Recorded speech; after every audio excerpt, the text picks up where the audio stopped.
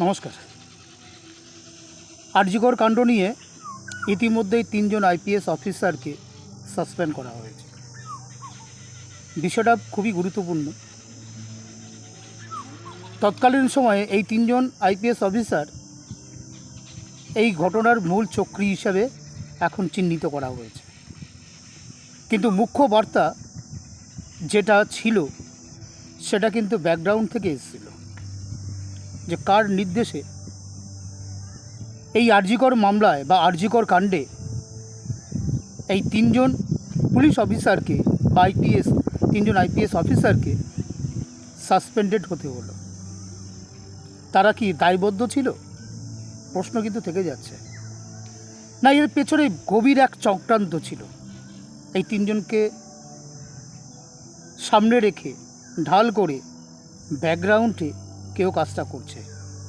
যেমনটা হয়, যেরকম সাইবার অ্যাটাক বা সাইবার অ্যাটাকের সময় যেরকমটা হয়, কোনো একটা সফটওয়্যার বা কোনো ব্যাংকের সাইবার অ্যাটাক হয়েছে, ব্যাকগ্রাউন্ডে কেউ একটা কাজ করছে।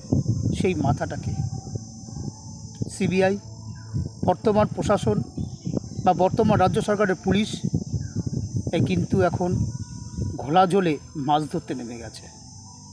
মাছ ধরা নয়, সঠিক লক্ষ্যে পৌঁছানোর যে বার্তাটা, সে বার্তায় কানের গোড়ায় ঘণ্টা বাজছে। ধেয়ে আসছে আরজিকর মামলার মূল চক্রী, মূল পাণ্ডা, যে কার নির্দেশে সেদিনকে আরজিকর হসপিটালে ভিকটিমের সঙ্গে যে ঘটনাটা ঘটেছিল তার প্রমাণ লোপাটের জন্য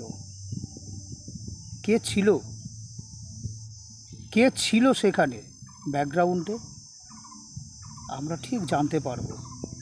অভয়ের মা আজও বিচারের জন্য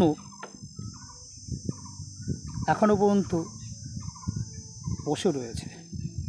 হয়তো তিনি বিজেপির এমএলএ হয়েছে, কিন্তু তার কিন্তু এটা পাওয়ার নয়। তিনি যেটা চাইছেন সেটা হচ্ছে বিচার।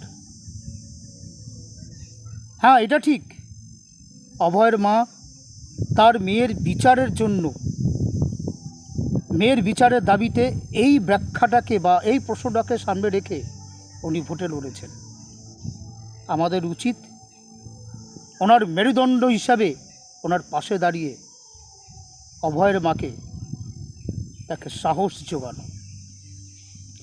যে সমস্ত পুলিশ অফিসাররা সেদিনকে এই নির্লজ্জ ঘটানোর জন্য ওইখানে দাঁড়িয়েছিলেন, তারা জানতেন কি যে সরকারটা চেঞ্জ হয়ে যাবে? সময় কিন্তু বদলায়, সংবিধান কিন্তু বদলায় না। সংবিধান কিন্তু একই জায়গায় থাকে, কারণ সংবিধানটা চিরস্থায়ী।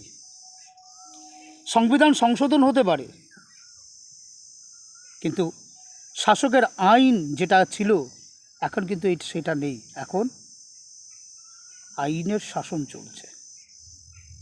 ততএব যারা এর সঙ্গে জড়িত ছিলেন বা আছেন, আপনারা হয়তো ঘুপটি মেরে বসে আছেন, কেউ বা কালো কোট পরে কলকাতা হাইকোর্টে দৌড়াচ্ছেন, কেউ বা কর্মীদের চাঙ্গা করার জন্য জেলায় জেলায় এখন তিনি আবার মিটিং মিছিল করবে। জানি না সেই মিটিং মিছিল তিনি কতদিন করতে পারবেন, কারণ ফাইল এখনও অনেক বাকি আছে। খেলা আভি বাকি হ্যায়, দেখতে রহিয়ে। অভয়ের মা তার মেয়ের বিচারের আশায় এখনও পর্যন্ত বুক বেঁধে আছে।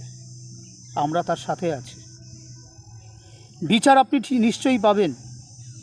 যে সমস্ত নরপিচাস এই ঘটনার সঙ্গে জড়িত ছিল তারা শাস্তি নিশ্চয়ই পাবে। ধনঞ্জয়ের কথা মনে আছে? মনে আছে তো ধনঞ্জয়ের কথা? ধনঞ্জয়ের কিন্তু ফাঁসি হয়েছিল, কিন্তু এখানে নো ফাঁসি, no bail, no warning, direct shoot. একটু অপেক্ষা করুন, আপনারা নিশ্চয়ই জানতে পারবেন যে অভয়ের কাণ্ডের পেছনে কারা ছিল। নিশ্চয়ই জানতে পারবেন।